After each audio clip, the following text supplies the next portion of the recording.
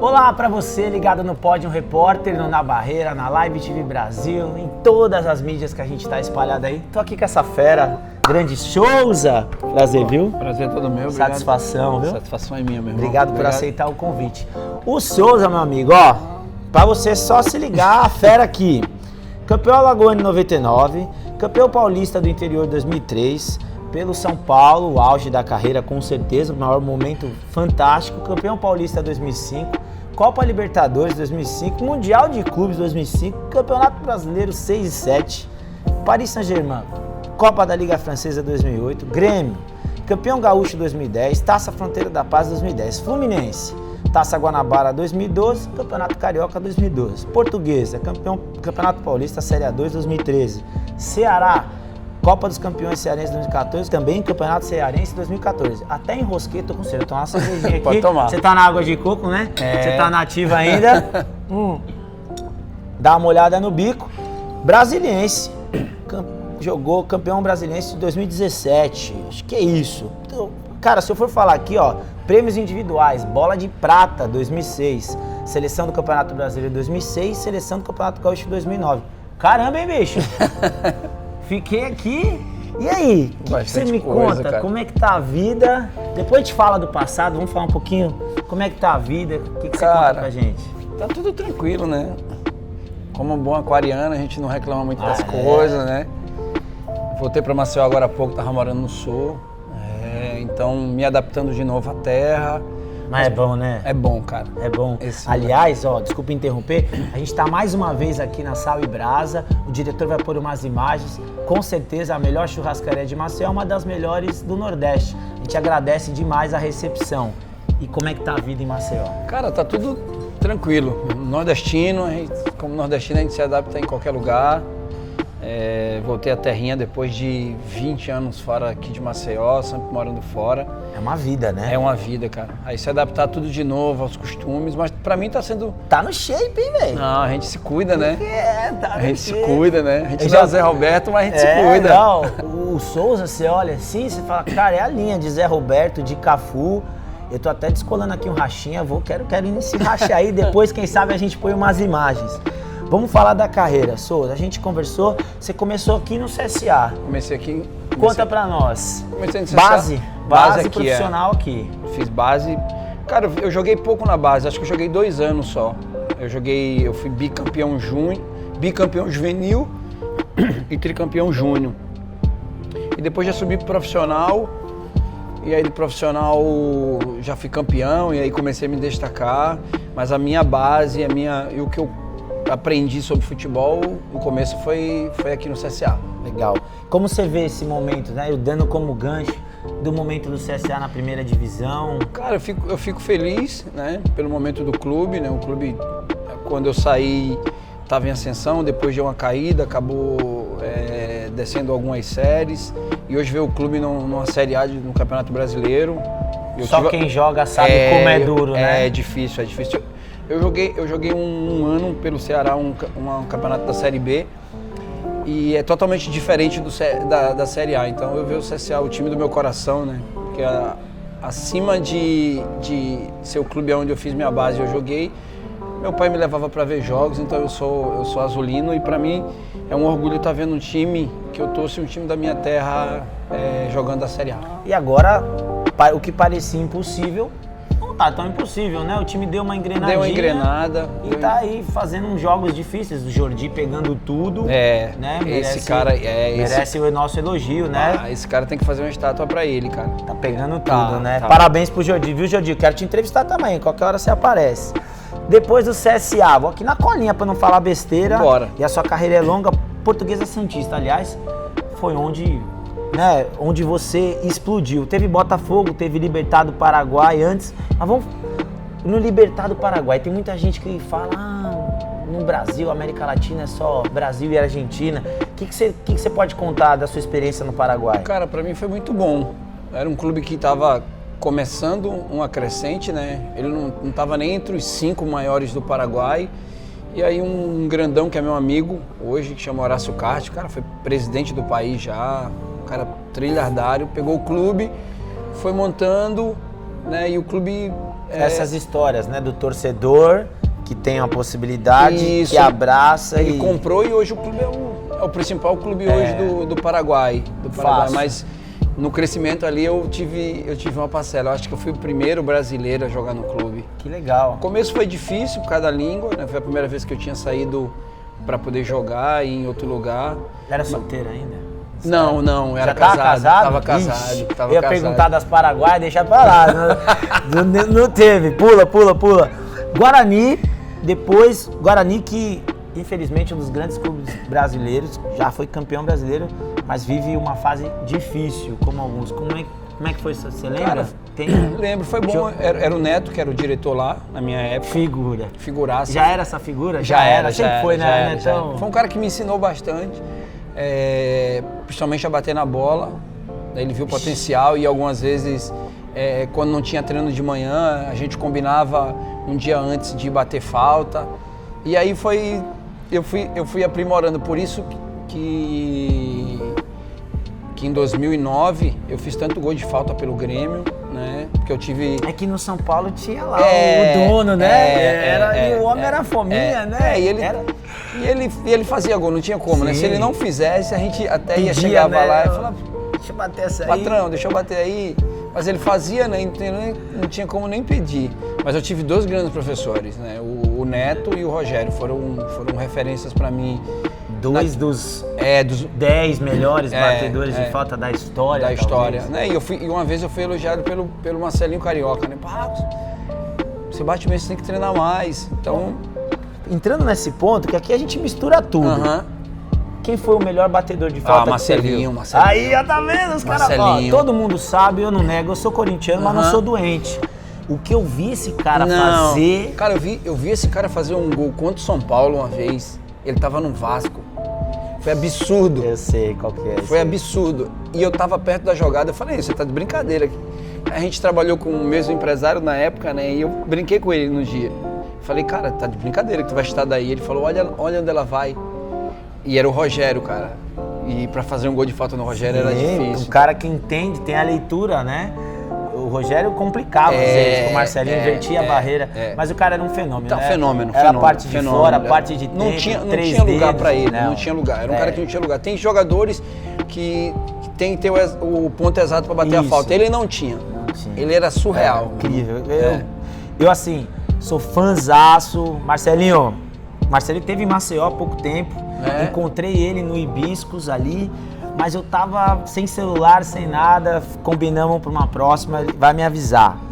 Depois, mais uma passagem pelo CSA e eu acho que onde você despontou pro futebol de verdade, a Portuguesa Santista com um time competitivo. Acho que nunca mais a Portuguesa Santista teve um time competitivo como aquele. Nunca. E por incrível que pareça, cara, é uma história bem... Vou beliscar aqui também. Belisca. Bem bonita, porque foi um time montado de última hora. Mas se criou uma amizade muito grande. Como sempre, né? Todo janeiro vai. Infelizmente é o mal hoje do Brasil, né? Né? Com relação a isso. Os time pequenos, pequeno tem 6 meses de calendário. Foi montado de última hora, fizemos uma amizade muito grande entre jogadores e vimos ali uma possibilidade de cada um trilhar um caminho melhor, né? Porque o campeonato foi muito bom, mas financeiramente na época a gente passamos uns perrengues na cidade, mas cara, foi ali que eu tive meu primeiro patrocínio. Tinha uma loja de suplementação que me patrocinava. Show. Patrocinava alguns atletas do clube. Foi ali de verdade uma das coisas... Engraçado, porque você já tinha passado pelo Botafogo, que é um grande clube, embora... Desculpa os botafoguenses, o Botafogo está na segunda prateleira hoje, porque ninguém vive de história. Mas naquele momento ainda o Botafogo... Eu tinha sido vice-campeão do Rio São Paulo, né, pelo Botafogo, jogando. Era um campeonato muito legal. Era. Mas o Botafogo pecou muito. Eu fiquei 8 meses no Botafogo, fiquei quase um ano, eu fiquei 8 meses sem receber, cara. O cara chegou pra me despejar num apartamento de casa uma vez. Cara, como é que acorda pra jogar bola assim, pra correr? Como é que você corre Cara, faltando comida em casa? O verdadeiro se vira nos 30, meu irmão. Difícil, É difícil, é muito difícil. E não era uma época que você já tinha um pé de meia, né? Não tinha. Eu ganhava R$800 no CSA, né? Mas eu tinha R$800, mas eu recebia. Eu fui ganhando, na época, R$8.000 no Botafogo, mas fiquei 8 meses sem receber. E era uma época que os salários não eram tão inflacionados quanto eram hoje. Hoje os clubes se enforcam porque pagam 1 milhão. Absurdo. Desculpa, pra qualquer um jogador. Absurdo. Não é? Absurdo. Um pouco fora da curva? Cara, eu não tenho... Eu, quando eu cheguei no São Paulo, hoje eu posso falar, eu cheguei da Portuguesa pro São Paulo, eu ganhava R$12.000. Hoje seria uns 50, vamos dizer assim? Na economia de hoje? Hoje é o moleque da base que ganha isso também, né? Que tá quase... Com 15 anos, pra renovar, o pai pede. Por isso que tá se perdendo tanto, né? A molecada de hoje tá se deslumbrando muito fácil com as coisas, é muito mais fácil tu ter um carro hoje em dia. Aliás, falando disso, dessa questão, você sempre foi um cara marcado por se doar em campo, né? Nunca vi te cobrarem isso. Não. Nunca. Hoje, eu falo que o torcedor São Paulino, o torcedor gremista, onde eu passei, é uma característica minha. Eu acho que até pelo que eu passei na minha vida, né? Eu sabia que ali era o meu pão de cada dia. Oportunidade. Uma oportunidade única. E assim, amava jogar futebol, amo até hoje. Amo até hoje, Não gosto de perder ainda, o senso de competição ainda é muito forte dentro de mim, então por isso que eu me doava tanto e me dou, cara. Tá fino aí, tá mais fino que eu, velho. Tá louco. Eu não gosto desses caras não, velho. Que eu vejo os caras assim, mas tá bom, um dia eu chego lá. Ó, continuando. São Paulo, você tocou no assunto. A gente sabe que você é grande parceiro do Chula, que a gente já conversou com ele. Acho que foi muito especial, né? Aqueles anos de São Paulo. Acho que de 2005 a 2008, São Paulo viveu um período incrível. Ganhou tudo quase que disputou. Como é que você traz de recordação dessa época? Cara, só pra ter ideia, a gente tem um grupo de 2005 ainda, né? No WhatsApp a gente tem esse grupo ainda, onde todo mundo se fala. Todos os jogadores têm nesse grupo. Do Mineiro, que mora na Alemanha, do Chula, que mora em Atalaia. Então, Luizão, Amoroso, Tardelli, Grafite, Thiago, Fabão, todo mundo. Sene. Então tudo ali. Ontem a gente até conversamos com o Rogério pela saída dele, dando força pra ele. Eu quero saber, depois a gente fala disso aí, né? Tem que contar alguma aí. Aí ele agradeceu, porque é um grupo, se formou uma família mesmo naquela época. Por isso que ganhamos o que ganhamos, né? A gente só não ganhou o que não disputou. O que disputou, tava falando, foi campeão da Copa do Brasil. Naquela época, quem jogava Libertadores não jogava a Copa do Brasil. E o São Paulo sempre jogou muito a Copa do Brasil. Libertadores, né? Na minha época, quando eu cheguei em 2000... Não, falei errado, perdão. Sempre jogou muito a Copa do Brasil e isso impedia, né? Diminuía muito a chance. Diminuía, isso. Quando eu cheguei, tinham 11 anos que o São Paulo não disputava uma Libertadores.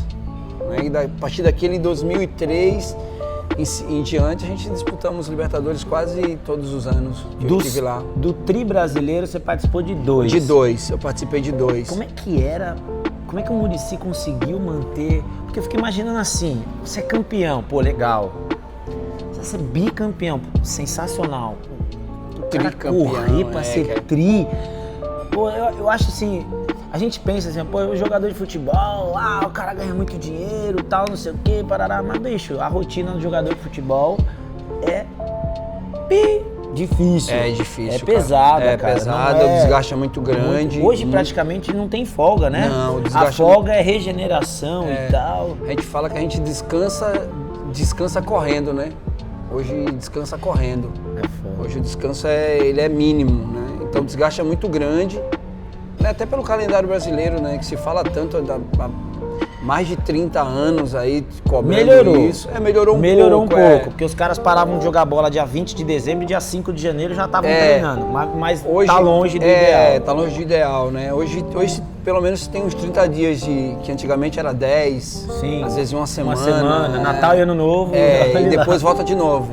Vem enxugar gelo aqui. Fogo. Então, cara, hoje em dia, se tu não se cuidar no futebol de hoje, né, não começar a se cuidar mesmo, né, a viver o futebol do jeito que... Ser mais atleta e menos bola, menos boleiro. Cara, hoje não se viu tanto, o Zé Roberto parou de jogar com 42 ou 43 anos, cara, e jogando bem, entendeu? Bem. Tem outro amigo, o Magno Alves, monstro também, nesse 40 e poucos anos também jogando. Por quê? Porque são atletas. Aí tu vê hoje tanto jogador se machucando, que hoje em dia, se tu não... Eu sempre costumo falar assim, ó, pra mim o melhor jogador do mundo que eu já vi jogar se chama Messi. Rapaz, vamos entrar nessa aí depois.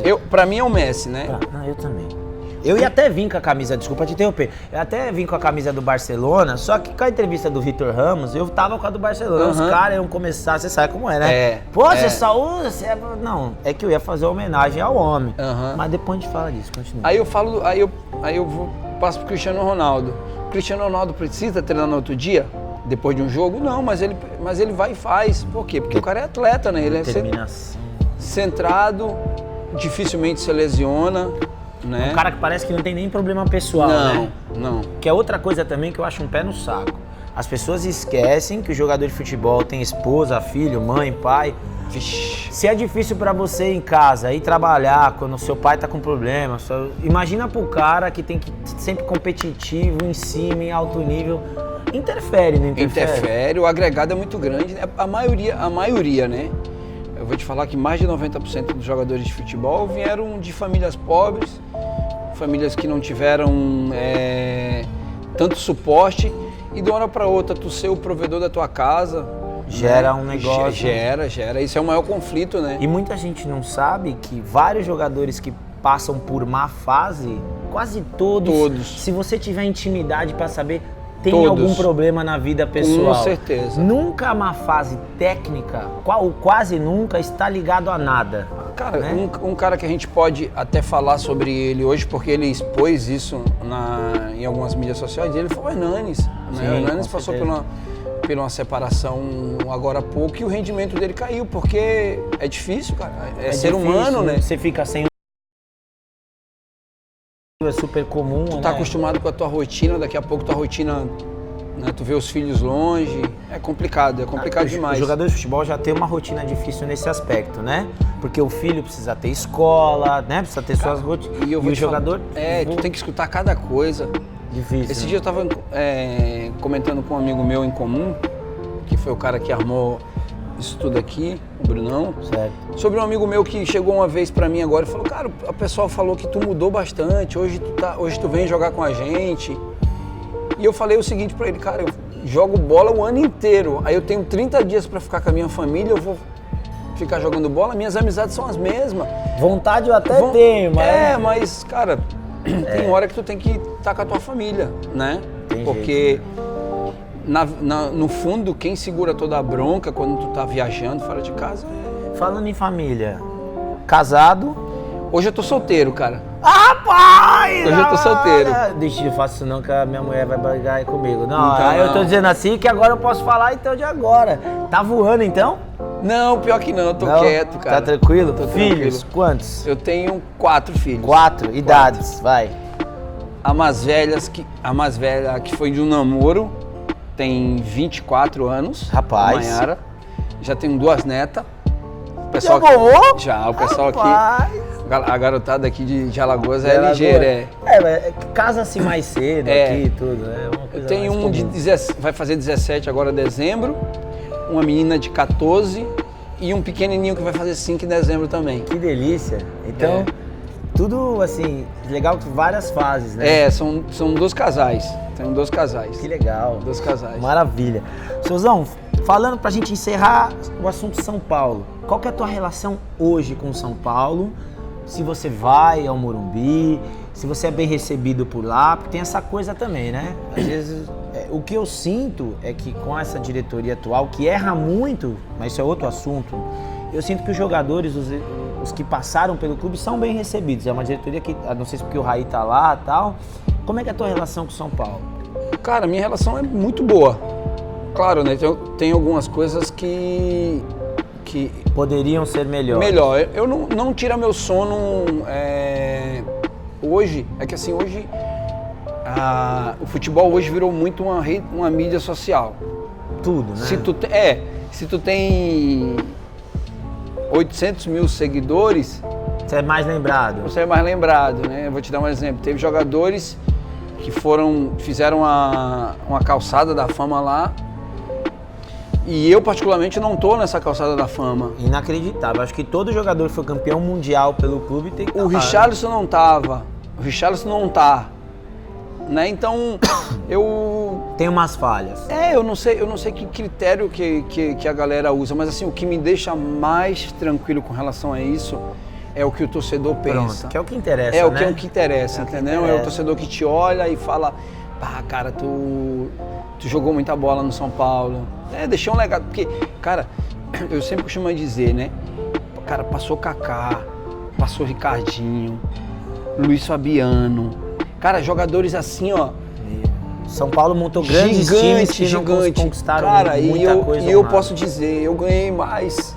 Eu tenho mais títulos que grandes jogadores que passaram, entendeu? Então, ser marcado e marcar história num clube, mesmo sem esse reconhecimento, né? Oficial do clube, né? Porque eu acho que quando tu dá um reconhecimento, o reconhecimento tem que ser geral, independente se tu tem X, tu tem Y, né? Se tu ganhou, cara, tem que estar lá, entendeu? Mas são coisas do futebol, com né? certeza. Mas que eu sempre chamo de dizer, o torcedor enxerga. Alô, seu Leco, eu vou falar, depois que morre, não adianta. O Souza tá longe disso, que tá fino, tá inteiro. Mas, meu amigo, né? Faz favor, campeão mundial não é todo mundo, aliás, são poucos, né? São poucos. Aí nós vamos entrar no Paris Saint-Germain. Paris Saint-Germain que hoje tá ali no topo da mídia com o Neymar. Vamos fazer uma comparação. O que era o Paris Saint-Germain quando você chegou lá? Cara, o Paris sempre foi um time grande, né? Da França, mas não tinha essa visibilidade tão grande. E nem era o maior da França, né? Tanto que o Lyon, quando eu cheguei lá, o Lyon 8 vezes ou 7 vezes. Juninho deitando rolando, por tudo quanto é... Pelo amor de Deus, chegava era lá... Era outro também, né? Que também fazia o que queria na bola parada. Então, a visibilidade hoje é muito maior depois que esse Sheik pegou, né? E aí começou a contratar grandes jogadores, e aí a visibilidade aumentou bastante. E com a chegada do Neymar, então, a coisa deu uma... Mas foi bom? De todas as cidades que você morou, por causa do futebol, Paris é a mais legal? Ou você não tem essa visão que a Europa... Eu vou falar pra você, frio não presta, tanto que eu tô aqui em Maceió, mas... Cara, não foi. Não foi.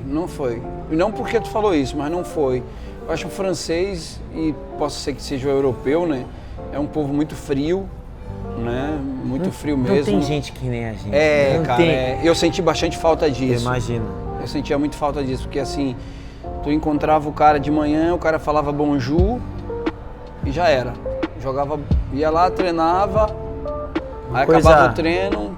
Você tinha mais brasileiro na tua época? Tinha o Ceará e tinha o Everton. Mas a amizade era pouca, né? Com relação a... Faltava uma resenha. Faltava porque quando tu faz tua base, ou tu sair muito novo pra Europa, depois que tu sair, tu tem uma vivência no Brasil e tu sai, tu sente falta. Eu senti bastante falta desse calor do Brasil, da resenha, de chegar e conversar e que ajuda, né? Que ajuda. Porque aquilo que a gente falou, às vezes tá um pouco triste com alguma coisa, aí tem aquela parceria, aquela resenha faz o astral levantar. Cara, né? e tu pode ver, né? O francês, com relação a isso, ele é muito complicado. Né? Porque eu até acho que o Neymar errou em algumas coisas, mas assim, fizeram de um monstro dele, né? Hoje, né, cara, estão ultrapassando o futebol, né? Estão rotulando ele como um monstro, como uma coisa que nunca aconteceu, porque ele tem um desejo. Cara, é um desejo dele. Assim, uma coisa que não se pode dizer nunca do Neymar é que ele é querido pelos companheiros dele. Se ele é querido pelos companheiros dele, ele joga pro time. Joga, os números dele é absurdo, Não cara. é? É absurdo. Porque tem muita gente que fala, ele quer jogar sozinho, ele não sei o quê. Cara, o cara tem um talento acima da média. O que esperam dele é isso. Cara, eu vou te falar, ó, é muito difícil ser brasileiro. Sabia? Ser um jogador brasileiro é muito difícil. Porque às vezes a galera te leva a um ponto que ele quer mudar a tua essência de jogar. Vou te dar um exemplo. Vamos dar um exemplo. Falaram que o Neymar estava se jogando na Copa. Eu costumo sempre usar esse fato ilusório, né? Eu digo pra galera que fala pra mim, o Neymar se joga. Eu falo assim, meu irmão, ali tá em câmera lenta. O que é que você prefere? Você quer tomar um tiro de cheio ou um tiro de raspão? Eu prefiro tomar nenhum dos dois, mas se for para escolher um dos dois, eu quero um de raspão. Então, às vezes o cara se joga para não pegar a falta. Aí ele começou a ficar em pé. O que aconteceu? Quebraram o moleque. Aí que começaram a falar, se ele se jogasse, ele não teria se machucado. Que foi o que sempre aconteceu. Sempre, ele criou até uma técnica, né? De fugir das faltas. Cara, tu jogar futebol com o corpo do Cristiano Ronaldo é uma coisa.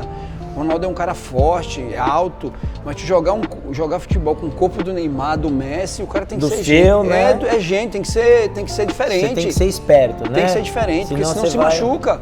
Não se machuca, Então, é difícil nesse ponto, ele chegar num ponto, entendeu? Ele fez muita coisa, porque é um moleque de 20 e poucos anos, que até 30 anos atrás passava dificuldade, e agora é um cara bilionário.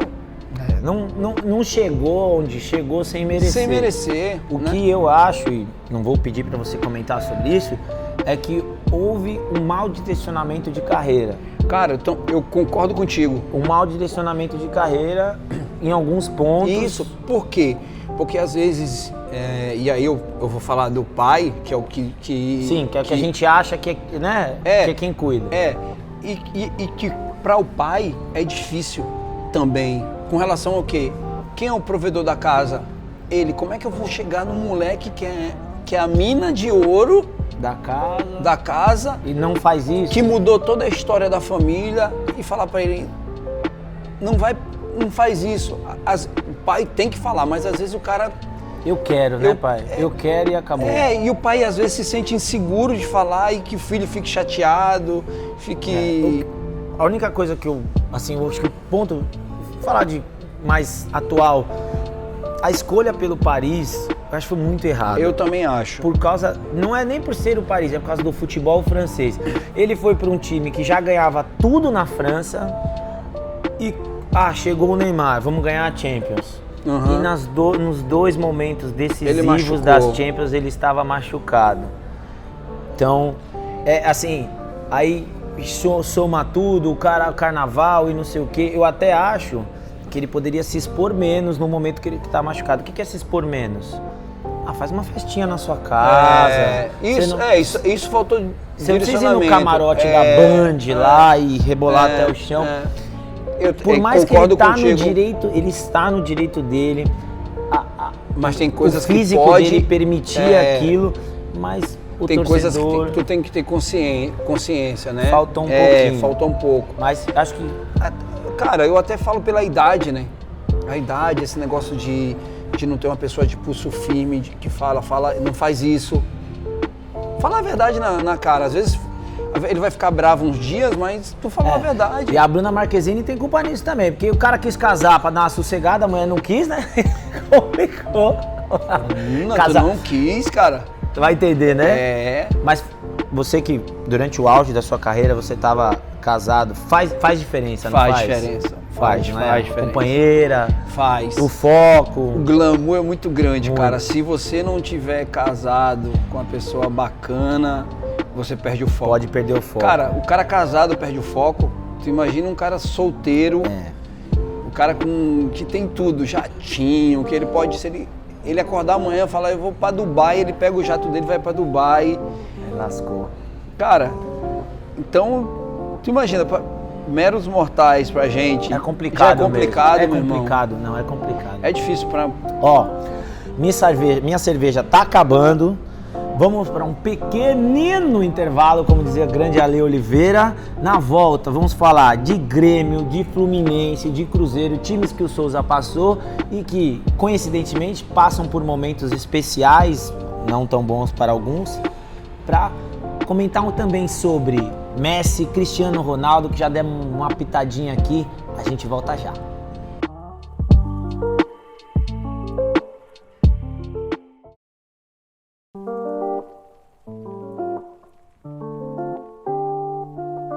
Voltamos com o senhor Willamis de Souza Silva, o Souza para muitos, nascido em 4/2/79. Cara, eu olho a tua idade, eu olho pra você, olho pra mim e falo, rapaz, tem algumas churrascarias na frente, mas tudo bem. Tá bem, tá louco. Valeu, tá bem, obrigado.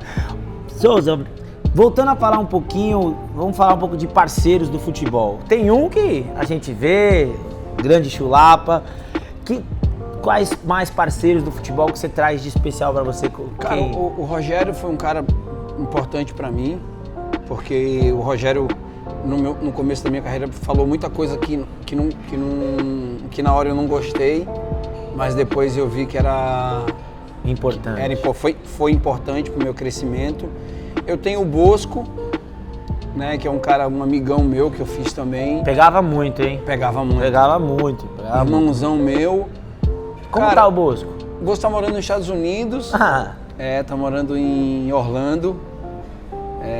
Tá pra vir mês que vem aí. É um irmãozão meu, cara. Você sabe que a minha opinião, melhor que Maceió, só Orlando. Eu juro por Deus. Essa é a minha opinião. Por quê? Porque não tem pobreza, que é difícil a gente conviver, ver a pobreza. E não tem violência. Embora, gente, eu vou ser sincero pra vocês, eu tô há 2 anos aqui em Maceió, eu me sinto muito seguro aqui. Eu ando de vidro aberto, celular pra gente ver o GPS no console, relógio. Em São Paulo era relógio fake, celular fake, carteira fake. Se você falar assim, se for me roubar, pelo menos vai roubar a carteira. Juro por Deus, cara, eu tinha uma carteira de mentira aqui, assim, porque o bandido toma, leva e vai embora. Então, aqui eu me sinto, eu tenho muitas críticas a Maceió, não é sobre isso o programa, mas é isso. Então ele tá lá fazendo o quê? Cara, o Bosco montou alguma coisa lá. Tá bem. Uma empresazinha, tá bem. Tá bem. Show de então, bola. O futebol, eu fiz grandes amigos, né? Principalmente o time de 2005, Amoroso, Cicinho, essa galera todinha. Mas Cicinho é resenha também. Eita. Essa galera de 2005 a 2008, todos... Acho que é o seu mais forte, né? É o mais forte. É o que eu falo. Dá pra ganhar títulos importantes sem muita amizade? Vide Corinthians de 2000, 99, que Rincon, Marcelinho e Edilson brigavam muito, mas é difícil, né? É difícil. Raro. É que assim, era muito disparelho. Esses caras nessa época aí, eram todos jogadores de seleção brasileira, muita bola, né? Era muita bola, mas é difícil.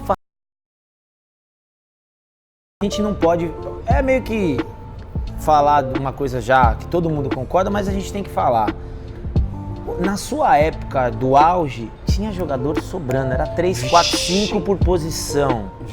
Hoje, cara, todo mundo sabe quem são os 2, 3, 4 no máximo melhores. É verdade. O que você acredita que é? Por que se deve isso? Cara, o que acontece? Se mudou muito, né? O modo da base hoje implantar algumas coisas no futebol, né? Se tirou toda a liberdade hoje. O futebol brasileiro era conhecido por quê? Um futebol alegre, futebol moleque, de improviso. Hoje são poucos jogadores que fazem isso, né? Hoje fizeram totalmente ao contrário, né? Trouxeram a Europa para o Brasil. Antigamente a Europa vinha buscar do Brasil para a Europa, né? Sim. Né? Hoje se inverteu o papel. Hoje em dia tu pega um cara que sabe tocar a bola, fica naquele... Dificilmente. Quem tem um jogador hoje que tem o drible é os melhores times hoje. Aí tu vai ver. Aí tu vai... É uma quebra, Grêmio. Né? Flamengo, o Grêmio tem o Cebolinha, o Flamengo tem o Bruno Henrique pelo lado, que é um cara que tem o drible. A própria Arrascaeta, Everton Ribeiro, são jogadores habilidosos. Habilidosos, né? No Palmeiras, o Dudu, né? Que é um cara diferente. O próprio Scarpa também. Se tirou muito essa característica dos jogadores brasileiros. Vê se você concorda comigo. Eu acho que preocupado muito com o sucesso do futebol europeu, que é um futebol muito mais tático do que técnico, o Brasil quer copiar essa parte. E assim, é claro que a gente tem que sempre pegar de exemplo as coisas boas e acrescentar. Isso. Mas pô, a gente não é pentacampeão do mundo sem alguma coisa boa. À toa, né? Não é? Então, que fique aí de toque, não meu, que eu não sou ninguém, mas do Souza. Vamos deixar os caras bons de bola jogar, né? Cara. Dane-se se o cara é baixinho, se o cara pesa 50 quilos, que tem isso hoje, né? Tem, hoje. Pô, o jogador de futebol, ele tem que ter pelo menos 1,70, ele tem que ter 60, 70 quilos, mas tem que ser de massa magra, ele tem uma média de velocidade, ele tem que ter um arranque e tal, existem tantas formas de medir, né?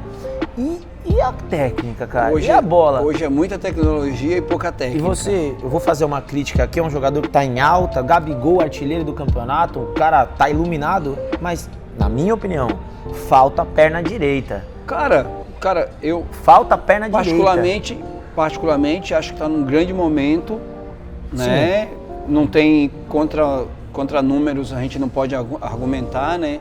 Ele... tem 30 e poucos gols no ano, né? Então não tem como argumentar. Mas eu não acho que é um cara acima da média. Não à toa, não jogou nem na Inter de Milão, nem no Benfica. É aquilo que eu vou te falar. Aí eu volto lá no Neymar. Eu tenho que voltar um pouquinho nele para te falar isso. O Neymar estava num time, no Barcelona, onde teoricamente ele não se achava como o primeiro, mas na cabeça do Messi o que importava era o coletivo e na cabeça dele não. Por isso que ele trocou. Às vezes ele trocou para um time onde ele é o primeiro, mas o coletivo faltou. É o que acontece com o Gabigol hoje. Ele não é um cara acima da média, mas o coletivo, coletivo se sobressai, entendeu? O coletivo se sobressai. Então, não acho... E assim, é inadmissível hoje, numa base, um jogador da base no profissional não saber chutar com a perna esquerda, com a perna direita ou com a perna esquerda, né? Não, e assim, não tô aqui para ficar fazendo críticas a jogadores, mas assim, vou dar outro exemplo. Marquinhos Gabriel, que acompanhei bastante no Corinthians. Pô, é incrível, cara.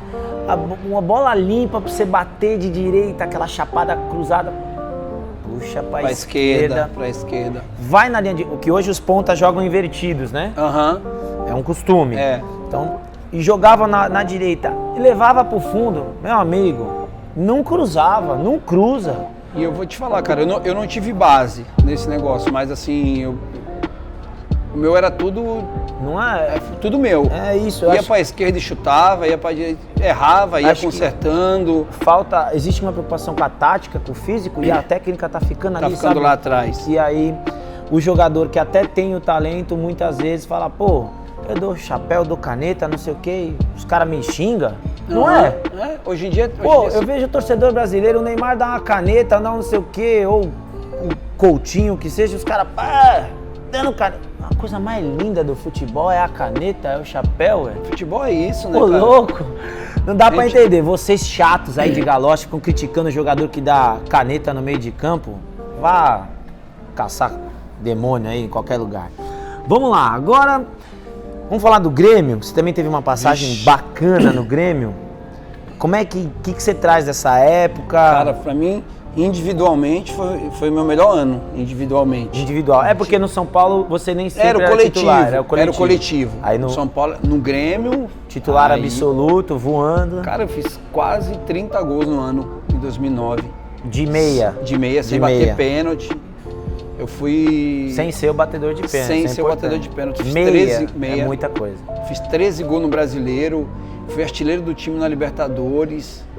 Eu fiz gol. Esse ano eu fiz gol, cara. Delícia, né? Esse ano eu fiz gol. E a torcida do Grêmio, a torcida do Inter também, são uma das mais apaixonadas, né? O negócio a torcida do Grêmio é diferente, cara. É diferente, né? É diferente. É que as pessoas não sabem muito, porque é lá embaixo, né? Uma coisa mas é diferente. Só passando por lá, né? É diferente.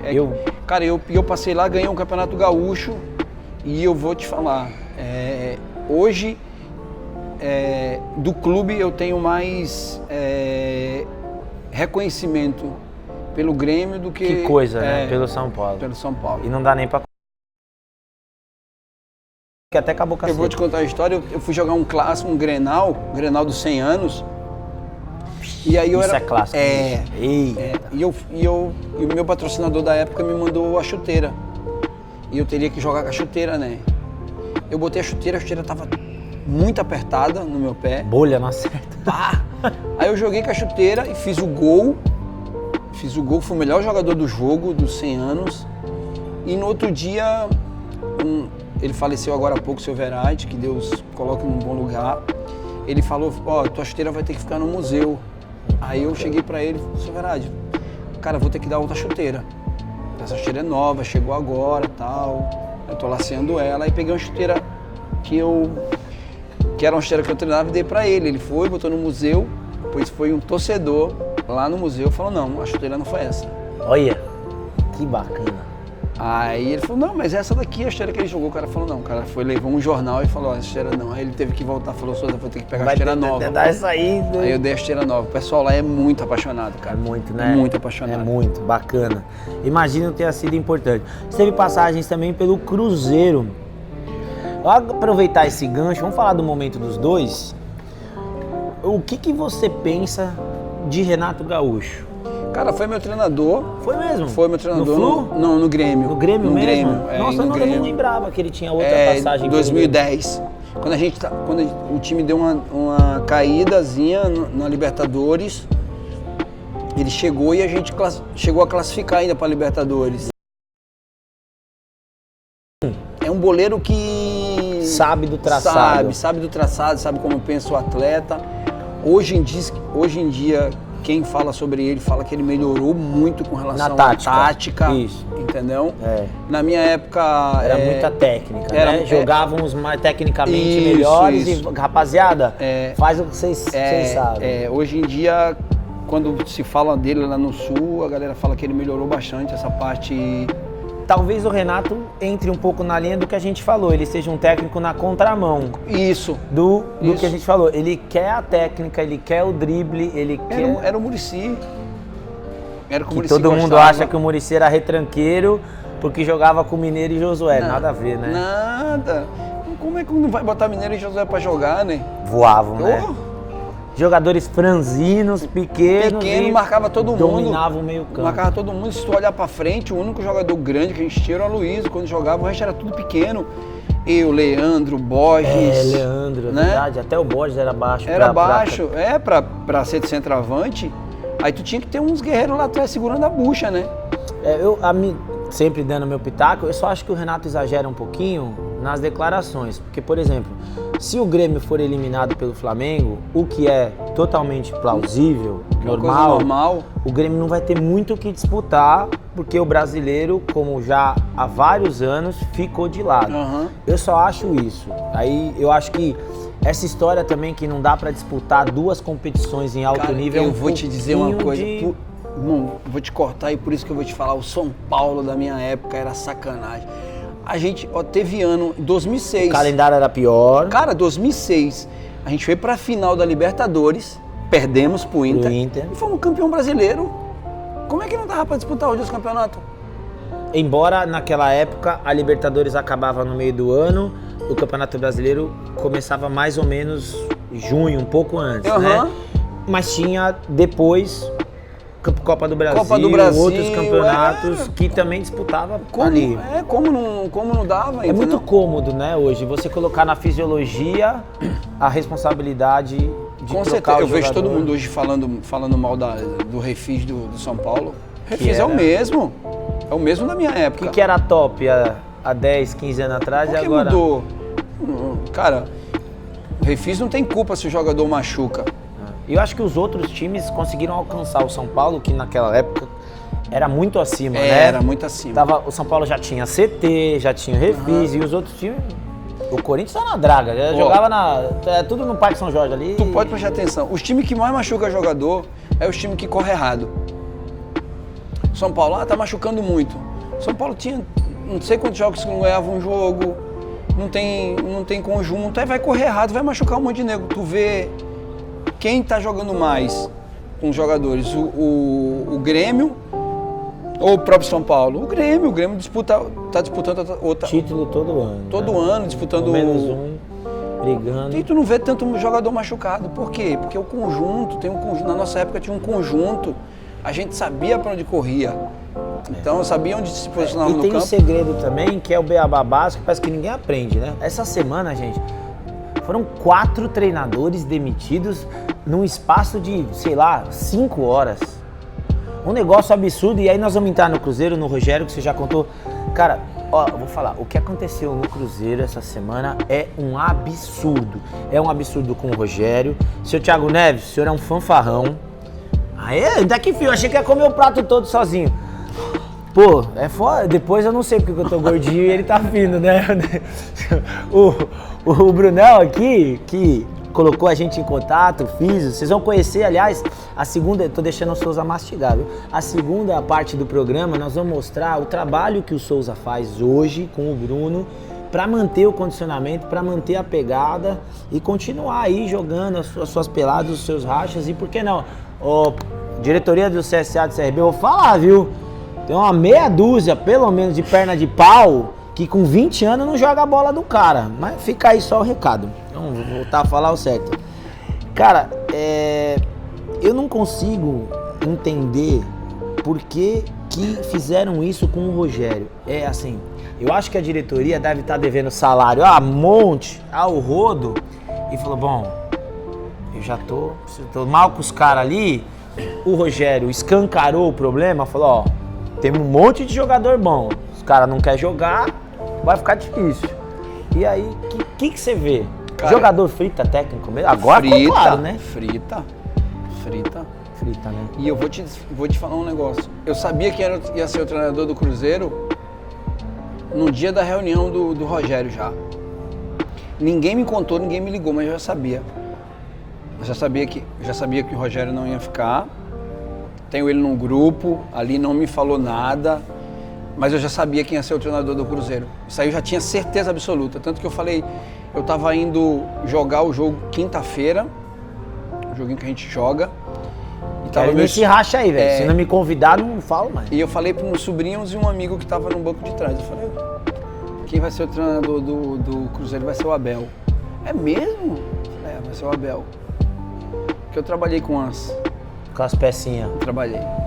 Não, assim, e o que me surpreendeu não foi nem o Thiago, que o Thiago tá colecionando declarações, posicionamentos. Cara, o Thiago conseguiu fazer piada com a tragédia de Mariana. Assim, não falo nada. Mas o Dedé, por exemplo, embora o Dedé tenha depois se explicado um pouquinho, mas pô, um cara que sofreu tanto na carreira, o Dedé, com contusões, com tudo. Pô, não sei, eu acho que faltou um pouquinho de respeito ao Rogério. Você não acha? Acho. E eu não quero criar polêmica, mas eu sei que tem... Cara, eu fui conhecido por falar, sabe? Lógico, graças a Deus. Aliás, eu vou falar. Eu acho que esses dois não é o principal causador. Certeza absoluta. Bom, a gente sabe que o Edilson não gostou da reserva e tal, mas, Rogério, se você estiver assistindo a gente, vou pedir pro Souza encaminhar para você pessoalmente. Eu acho que você errou ao sair do Fortaleza e ir pro Cruzeiro, não porque as pessoas não têm que abraçar as oportunidades, é porque quem comanda o Cruzeiro não merece o seu trabalho, e eu acho que agora você percebeu. Você já tinha se dado mal no São Paulo, com a diretoria que não merecia o seu trabalho, e essa diretoria do Cruzeiro também não merecia o seu trabalho. E mais um parênteses, eu acho que se o Rodriguinho tivesse fisicamente bem, a situação do Cruzeiro era outra. Tá fazendo muita falta, quando machucou tava voando, mas assim, é um jogador que também é a solução. Mas fica aí nosso recado, né? E é difícil, né? vamos desejar boa sorte pro O Rogério, Rogério, que é um outro técnico diferente Mas que foi nessa questão de técnica, de que a bola, mas né? que foi uma baita de uma sacanagem que fizeram. Foi, né? Foi. Vamos fazer o quê? Bom, vamos chegando à parte final, vamos falar agora, vamos arredondar duas coisas. Primeiro, melhor jogador do mundo, você já falou. Messi. Por quê? Porque ele é gênio. Ele consegue fazer todas. coisas ele consegue fazer coisas que ninguém consegue. Embora tenha jogado a vida inteira num time que o endeusa, né? Que joga pra você, é o Messi mais 10. E tem que ser, hein? Vamos aqui, não vai ser como? Eu sempre, quando eu falo, e eu vou te falar uma polêmica aqui agora, que pra mim, o segundo melhor jogador do mundo hoje, na minha opinião, porque assim, eu não vou falar de números. Você achou justa a eleição do melhor do mundo? Messi, Van Dijk, Cristiano? Achei. Eu também achei justo. Achei justo. Achei justo. E eu vou te falar, eu acho que o Neymar hoje pra mim, ele é o segundo melhor jogador do mundo. Ok. Mas as contusões pesam. Atrapalham a falta de continuidade. Mas por quê? Eu gosto sempre de explicar isso. Por que eu acho o Messi e o segundo hoje o Ney? Porque são jogadores que, além de criar para eles, criam para os companheiros, para o time. O Cristiano, finalizando, ele é melhor que os dois. Sim, claro. Finalizando ali dentro da área, ele é melhor que os dois. Mas é um cara que o time gira em favor dele. Bate todas as faltas, todos os pênaltis, até lateral, se deixar, ele quer bater. Tanto que assim, é um cara tão obcecado que aí eu acho hipocrisia da parte dele naquela entrevista que todo mundo... Ai, que coisa linda, ele convidando o Messi pra poder... Mas os votos dele, passou vergonha, o Cristiano passou vergonha. Como é que tu não bota o Messi... Entre os três? Entre os três. Não, passou vergonha. Não. Passou vergonha. Eu te convido pra jantar, aí tu sai, eu falo mal de ti. E o Messi colocou o Cristiano em segundo. Todos. Acho que foi... Ele colocou Van Dijk, o Messi, se eu não me engano, Cristiano e o De Jong. Isso. Ele pôs o Cristiano. Ele pôs sempre. Mas eu acho que é hipocrisia, sabe? Feio. É feio, né? Ficou feio, né? Ficou feio. Ah, vamos jantar. A hora que os votos foram revelados, ficou feio. O técnico de Portugal não colocou o Messi. Aí o Cristiano coloca o técnico de Portugal como o melhor técnico do mundo. Cara, Eita, nós. E futebol tem muito isso, entendeu? Feio. É hipocrisia. E num nível, né? Gigante. Não, e tu dá toda uma entrevista daquela, né? Bonito, porque acabou... Foi por água abaixo, né? Jogou tudo fora, né? Triste. Eu tô com você, em gênero, número e grau. Eu só acho o Messi diferenciado porque mesmo já na parte, vamos dizer assim, no último terço da carreira, vamos dividir a carreira, no último terço da carreira, ele ainda consegue jogar em várias posições. O Cristiano já está cada vez mais dentro da área. E quando formou aquele trio MSN, que foi quando o Messi me conquistou de vez, ele deixava o Suárez bater pênalti, ele deixava o Neymar bater pênalti, bater falta, e mesmo assim ele estava lá, gols em cima. E o Cristiano não deixa ninguém fazer nada. Então eu acho que isso é uma coisa que também pesa. Mas assim, gente, concorda comigo? A gente tem que agradecer de ver esses dois caras há 10 anos em alto nível. Eu acho que só o Pelé jogou 10 anos ou mais em alto nível. Cara, eu não lembro de outros jogadores, entendeu? Então eu sempre coloco, eu respeito Garrincha, a história, mas eu acho que os 3 melhores jogadores do mundo da história são esses 3 pela regularidade, não regularidade, só pelo talento. Jogar 10 anos em alto nível, com problema pessoal, contusão, tudo não dá. O Cristiano responde até hoje, está respondendo até hoje um processo nos Estados Unidos. Tem jogador que não quer saber, não quer nem treinar, né? Boa.